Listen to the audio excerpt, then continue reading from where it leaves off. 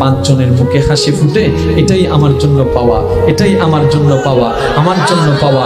এবার এটাই হচ্ছে পুরুষ জাতি দিন রাত করে যাচ্ছে, এটাই করা দরকার, এটাই সুন্নত, এটাই দায়িত্ব, কর্তব্য পালন করতে হবে। কিন্তু শ্রদ্ধার সাথে বলি, নিজেরটা ভুলে যায়েন না, কারণ 99% আপনি যাদের জন্য করছেন তারাই চোখ উল্টাই ফেলবে, এটাই বাস্তব। ইচ্ছাই হোক অনিচ্ছাই হোক, করোনাকালীন সময় তার বাস্তব প্রমাণ পৃথিবীকে দেখাই দিয়েছে।